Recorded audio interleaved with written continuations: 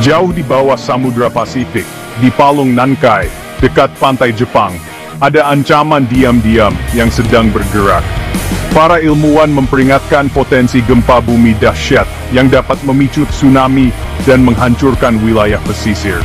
Palung Nankai adalah pengingat akan kekuatan dahsyat di bawah kaki kita, tempat lempeng tektonik bertabrakan, menghasilkan kekuatan yang tak terbayangkan.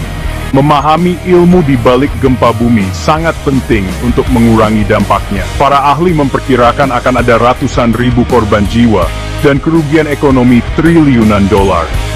Di tengah prediksi mengerikan ini, masih ada harapan. Para ilmuwan dan insinyur bekerja keras untuk meningkatkan sistem peringatan dini, memperkuat infrastruktur, dan mengedukasi masyarakat tentang kesiapsiagaan gempa. Meskipun kita tidak dapat mencegah gempa bumi, kita dapat mengurangi dampaknya melalui tindakan proaktif. Waktu terus berjalan, dan dunia menyaksikan dengan cemas. Palung Nankai menandai zona tabrakan antara lempeng laut Filipina dan lempeng Eurasia. Lempeng-lempeng tektonik raksasa ini terus bergerak meskipun sangat lambat. Lempeng laut Filipina menunjam di bawah lempeng Eurasia, menyebabkan gesekan dan menghasilkan tekanan luar biasa. Tekanan ini terus meningkat hingga melebihi kekuatan batuan, menghasilkan pelepasan energi yang tiba-tiba dan dahsyat gempa bumi. Palung Nankai memiliki sejarah panjang menghasilkan gempa bumi dahsyat. Catatan geologis menunjukkan pola gempa bumi besar yang berulang di wilayah ini, kira-kira setiap 100 hingga 150 tahun. Gempa bumi besar terakhir di sepanjang Palung Nankai terjadi pada tahun 1946, yang dikenal sebagai gempa Nankaido. Itu adalah gempa berkekuatan 8,1 yang menyebabkan kerusakan dan korban jiwa yang meluas. Para ilmuwan percaya bahwa akumulasi tekanan di sepanjang patahan sekarang lebih besar daripada tahun 1946. Konsekuensi potensial dari gempa bumi dahsyat di Palung Nankai terlalu besar untuk diabaikan. Jepang tidak asing dengan gempa bumi, karena terletak di cincin api Pasifik yang aktif secara seismik. Pemerintah Jepang menanggapi ancaman gempa bumi dahsyat di sepanjang Palung Nankai dengan sangat serius, dengan berinvestasi besar-besaran dalam kesiapsiagaan gempa.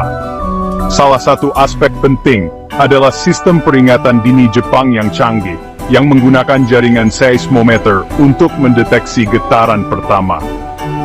Ketika gempa bumi terdeteksi, sistem mengirimkan peringatan kepada publik melalui televisi, radio, dan ponsel.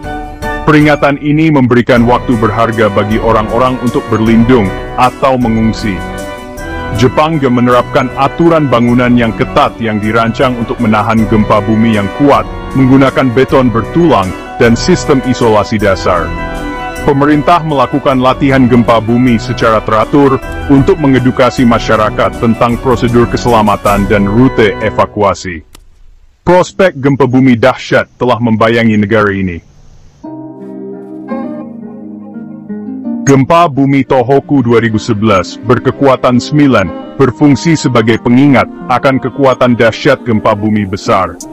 Gempa tersebut memicu tsunami besar, menyebabkan kerusakan yang meluas dan merenggut lebih dari 15.000 jiwa. Setelah bencana tersebut, Jepang melakukan tinjauan menyeluruh terhadap kesiapsiagaan dan mekanisme tanggap gempa. Salah satu pelajaran penting adalah pentingnya kesiapsiagaan bencana berbasis komunitas, dengan masyarakat setempat memainkan peran penting dalam penanganan pasca bencana. Pemerintah Jepang sejak itu menekankan keterlibatan masyarakat dalam kesiapsiagaan bencana. Dampak potensial dari gempa bumi dahsyat di Palung Nankai meluas jauh melampaui pantai Jepang. Indonesia, negara lain yang aktif secara seismik di cincin api Pasifik, juga dapat mengalami dampak yang signifikan. Meskipun Indonesia mungkin tidak secara langsung berada di jalur tsunami, gelombang seismik dapat memicu gempa bumi di bagian lain wilayah tersebut. Wilayah Mentawai Sumba Lombok sangat rentan, karena terletak di sepanjang megathrust Sunda. Gempa bumi dahsyat di Palung Nankai berpotensi memicu reaksi berantai dari peristiwa seismik di sepanjang megathrust Sunda. Pemerintah Indonesia menyadari kerentanan seismik negara tersebut, dan telah mengambil langkah-langkah untuk meningkatkan kesiapsiagaan gempa.